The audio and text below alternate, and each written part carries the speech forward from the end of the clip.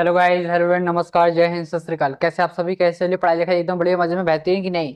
तो जैसे कि आपको पता है आपका एग्जाम आने वाला है, ज़्यादा दिन नहीं रह गए हैं। तो अपन कर रहे हैं अपनी क्लास 10th की मैथ्स की सीरीज। दोनों बोर्ड्स के लिए चल रही है, स्पेशली सीबीएसई और आईसीएसई।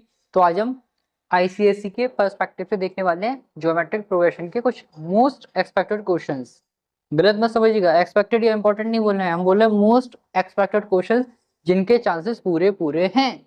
ठीक है, हल्के में ले रहे हो तो फिर दिक्कत हो सकती है, इसलिए बोल रहे हैं कि सीरीज को पूरा कंटिन्यू करिएगा लास्ट तक, क्योंकि आपको एज इट इज क्वेश्चंस देखने को मिलेंगे एग्जाम में। और किसी किसी में डिजिट चेंज हो जाएंगी, बाकी आपका सेम रहेगा। ठीक है, अगर आप चाहते हैं कि अच्छा स्कोर करना है मैथ में तो आप बिल्कुल फॉलो कर सकते हो, नहीं तो आपकी इच्छा है, कोई बात नहीं। ठीक है, चलिए ज़्यादा टाइम वेस्ट ना करते हुए स्टार्ट करते हैं। और अगर इसके पहले वाली वीडियोज नहीं देखी हैं, एपी तक ऑलरेडी कवर कर लिया है, तो उन वीडियोज को भी एक बार आप गो थ्रू कर सकते हो। ठीक है, मोस्ट एक्सपेक्टेड क्वेश्चंस की बात करें अपन, कौन से sir? Most expected questions, most expected questions chapter geometric progression. हालांकि इसमें से एक आधी क्वेश्चन देखने को मिलेगा, ज्यादा नहीं आता इसमें से, फिर भी अपने आप में थोड़ा सा वेटेज तो रखता ही है, 3 नंबर का लगभग। तो अपन देख लेते हैं। ठीक है, एपी इंपॉर्टेंट है जीपी के रिस्पेक्ट में, तो आप एपी को जरूर अच्छे से करिएगा। ठीक है, तो इसमें मैंने जनरली केवल 4 क्वेश्चन ही पिक किए जिनको अपन कर लेते हैं, जिनमें से आपके जनरली 2 तो इंपॉर्टेंट हैं काफी, और 2 आप ठीक है यूज कर सकते हो। 43rd, ठीक है, ये आपका सीधा इंपॉर्टेंट क्वेश्चन में आ जाता है। पहले बोल रहा है कि एक जीपी का 4th टर्म गिवन है और 9th टर्म गिवन है। क्या सर? एक जीपी का 4th टर्म गिवन है में, दैट इज 54, और 9th टर्म गिवन है दैट इज 13122। ठीक है सर, आपसे पूछे इसका फर्स्ट टर्म बताइए, कॉमन रेशियो बताइए, और जीपी बताइए। अच्छा भैया सब पूछ लो, और अच्छा सम भी बताना है पहले 10 टर्म का। तो इतना कुछ हमें डेटा बताना है कि भाई इतनी सी इन्फॉर्मेशन की हेल्प से। तो अगर आपको आ रहा है तो आप पॉज करके ट्राई कर सकते हो, नहीं तो कोई दिक्कत की बात नहीं है, हम बताएंगे आपको बिल्कुल अच्छे से। ठीक है, ध्यान से। सबसे पहले इस तरीके से हम इनके जनरल टर्म की हेल्प से एक्सप्रेशन बनाएंगे ए और आर के रिस्पेक्ट में। कैसे सर? देखो, E4 मतलब क्या हो जाएगा, पहले तो जनरल टर्म देख लो, यहाँ पर लिख दे रहे हैं। जनरल टर्म होता है आपका क्या? ए आर की पावर n-1, और सम का फॉर्मूला होता है ए आर की पावर n-1 अपॉन r-1। ठीक है, तो जनरल टर्म अप्लाई कर रहे हैं अपन। तो आप देखोगे जिस भी टर्म का जनरल टर्म निकालते हैं, जिस भी पोजीशन की वैल्यू निकालते हैं, उसमें पावर 1 कम हो जाती है। n के केस में n-1। अगर आप 5th टर्म निकालो तो r की पावर 4 हो जाएगी, 6th टर्म निकालो तो 5 हो जाएगी। ऐसे इसमें अपन 4th टर्म निकाल रहे हैं तो हो जाएगा ए आर की पावर 3, है ना, n-1। और कितना है? 54 है ये अपना। 54 is equals to A R cube, इसको हम फर्स्ट कंसिडर कर लेते हैं। ऐसे सेकंड वाले के लिए लिख लेते हैं A9, जो कि कितना हो जाएगा ए आर की पावर 8, एक कम, कितना है 13122 इक्वल्स टू ए आर की पावर 8। इसको हम सेकंड कंसिडर कर ले रहे हैं। अब हम क्या करते हैं, second divide by 1, second divide by 1 कर लेते हैं, जिससे हमें कुछ मे बी शायद काम बन जाए। Divide equation 2/1। ठीक है, तो पहले ऊपर ही आ जाएगा 13122 अपॉन 54, ए आर की पावर 8 अपॉन ए आर की पावर 3। तो जब भी आपको इस तरीके से 2 इक्वेशन देखें तो इनको हमें सॉल्व भी करना पड़ेगा। एपी में साइमल्टेनियसली सॉल्व करते हैं और जीपी में इस तरीके से डिवीजन करके करना पड़ेगा। एपी में साइमल्टेनियसली सॉल्व करना पड़ता है और जीपी में इस तरीके से डिवीजन करके। ठीक है, चलिए तो उसमें देखते हैं कुछ रिड्यूस हो रहा है, ए से ए कैंसिल आउट हो जाएगा। यहाँ पर पावर 8 है, यहाँ पर 3 है, तो ऊपर जाके 5 बन जाएगी पावर आर की। ठीक है, तो अब यहाँ पर रिड्यूस करते हैं। देखो ये तो क्लियर है कि यहाँ से पावर कट के 5 बन जाएगी, तो यहाँ भी पूरा सॉल्व करके आपको किसी की पावर 5 बनाना है, तब जाकर अपना काम बनेगा। तो चलो रिड्यूस करते हैं, डायरेक्ट तो हमें भी नहीं पता है। 2 से रिड्यूस करेंगे 6, 5 6 1, 2 से रिड्यूस करेंगे 27।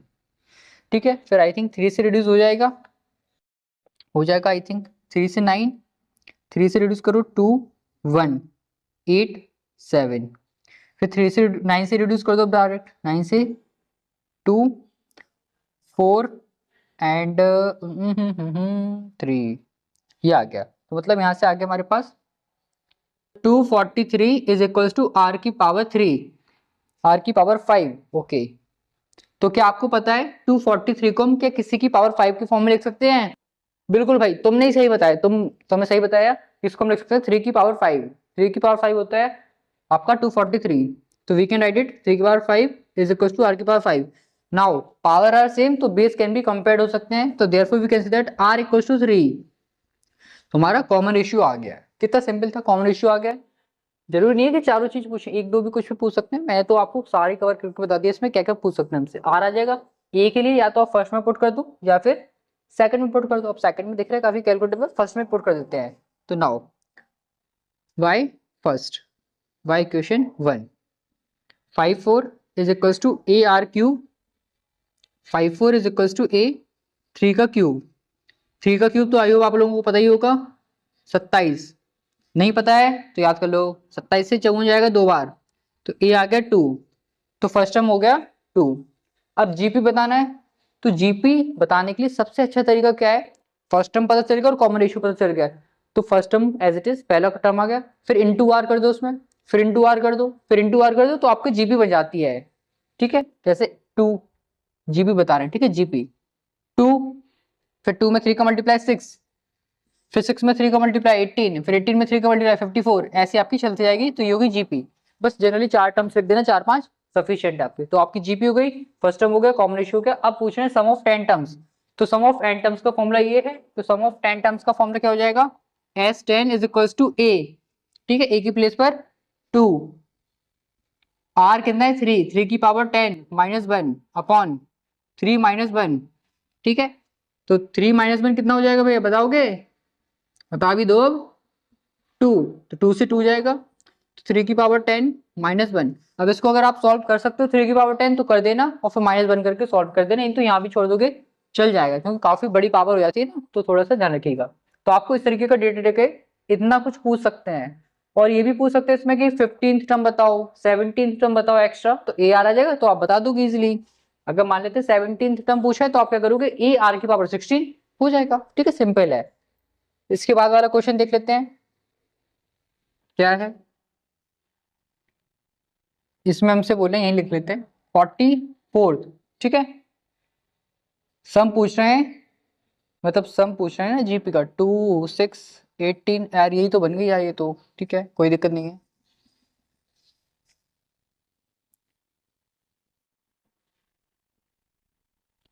ठीक है, ये बोल रहे हैं कि इस जीपी का सम क्या होगा, मतलब एक जीपी है जो, देखो है तो सेम 2 6 18 54 ऐसे चलती आ रही है, 4 3 7 4 तक जा रही है।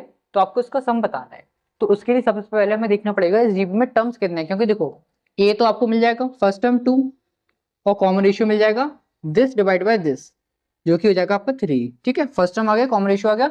अब सम के फॉर्मूले में रिक्वायरमेंट होती है एन की, तो एन नहीं है, तो एन के लिए हम यहाँ पर लास्ट टर्म के लिए यूज कर सकते हैं इसको, कैसे, a l is equals to A r की पावर एन माइनस 1, ठीक है, कोई दिक्कत नहीं है। ए एल कितना है 4 3 7 4, ए कितना है 2, आर कितना है 3 की पावर एन माइनस 1, कोई दिक्कत नहीं है। 2 से रिड्यूस कर दो, 2 से रिड्यूस कर दो, 6 मत कर देना इसको, गलत हो जाएगा, 2 से रिड्यूस करो, 2 1 8 7, 3 की पावर एन माइनस 1।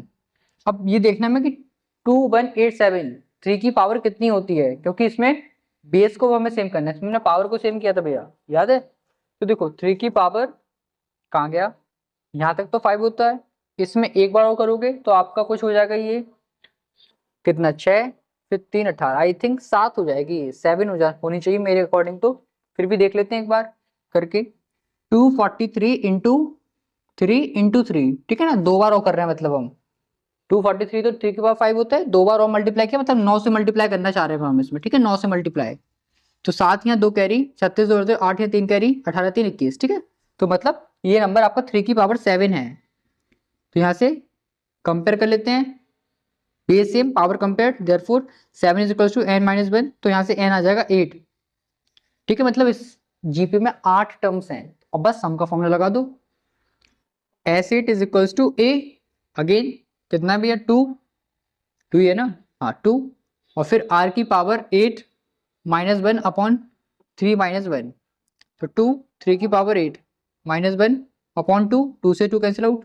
अब देखो 2 1 8 7 तो पता ही चल गया 7 तक होता है, तो एक 3 का मल्टीप्लाई कर लेते हैं सॉल्व, इंटू 3, एक यहाँ 2 कैरी, 24 2 26, यहाँ 2 कैरी, ये आ जाएगा, ठीक है। तो 6 5 6 1 माइनस 1, तो आपका 6 5 6 0 आ जाएगा, मतलब ये आ गया आपके इस जीपी का सम। इतने टर्म्स का, ठीक है। तो इस तरीके से करते हैं। लास्ट टर्म के बिना तो आपको पहले नंबर ऑफ टर्म्स निकालना ही पड़ेगा, ध्यान रखिएगा इस बात का, ठीक है। बाकी अपना बेसिक फॉर्मुलेस में यूज हो जाएगा, ठीक है। तो इंपॉर्टेंट वैसे ये ज्यादा है, फिर भी इसको एक बार गो थ्रू जरूर कर लीजिएगा। इसके बाद 2 क्वेश्चन ऑफ फ्रेम की थे, उनको देख लेते हैं, ठीक है। जल्दी से स्क्रीनशॉट ले लीजिए इसका, अच्छे क्वेश्चन हैं, बोल रहे हैं भैया हम आपसे, ठीक है। लीजिए स्क्रीनशॉट, चलिए ठीक है। 45th क्वेश्चन देख लेते हैं। 45th नंबर का क्वेश्चन क्या कह रहा है, आपको सम बताना है एन टर्म्स का, ये सीरीज। देखो ये क्वेश्चन अपने आप में काफी इंपॉर्टेंट है, वैसे अभी ज्यादा टाइम से देखा नहीं गया है, लेकिन चांसेस थोड़े से लगते हैं इसके, इसलिए इसको फ्रेम किया है। एन टर्म्स तक का मैं सम बताना है इस सीरीज का, ठीक है। तो आप देखोगे पहले ही आपके जीपी में दिख रही है कि नहीं, क्वेश्चन अच्छा है, लेकिन अभी तक आए नहीं है जनरली, लेकिन चांसेस हैं इसके, इसलिए हमने इसको आपको बताया। इस तरीके से आपको कोई भी पैटर्न में देखने को मिल सकता है। तो इसमें सबसे पहले आप देखोगे अभी ये जीपी में नहीं है, क्योंकि पहले आप रेशियो निकालोगे तो 11 आएगा, फिर 111 आएगा, फिर 1111 आएगा, इस तरीके से अभी जीपी में नहीं है, ठीक है। समझ रहे हो इस बात को। तो जीपी में बनाने के लिए क्या करना पड़ेगा, आपको पहले 7 कॉमन लेना है पूरी सीरीज में से, 7 कॉमन ले लेना। तो यहाँ बचेगा 1, यहाँ बचेगा 11, यहाँ बचेगा 1111, यहाँ बचेगा, ऐसे चलती रहेगी, ठीक है, एन तक।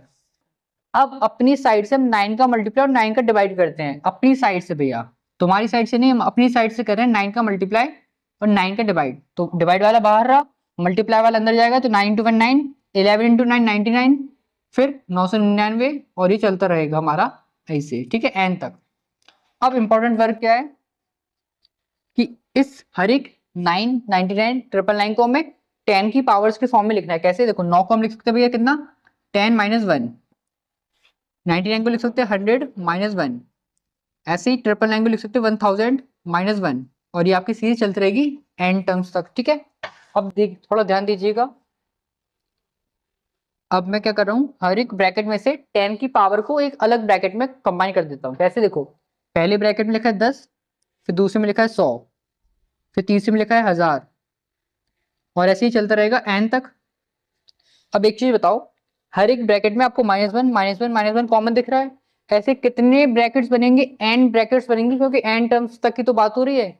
जब एन टर्म्स थे तो एन ये हो गए, एन ब्रैकेट होंगे तो एन ही तो -1 होंगे, समझो ना ध्यान से। अगर आपने 3 बार लिखा है 1 1 1, तो उसको आप लिख सकते हो 3 × 1।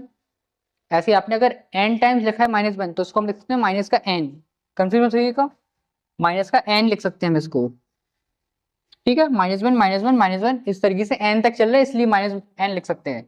अब इसमें देखोगे तो आपको जीपी की सीरीज बहुत ही खूबसूरती से देखने को मिल रही होगी। फर्स्ट टर्म में, फिर common ratio 10, common ratio 10, common ratio 10, common ratio 10, तो हम इसमें सम का फॉर्मूला यूज करेंगे। 7/9 सम का फॉर्मूला a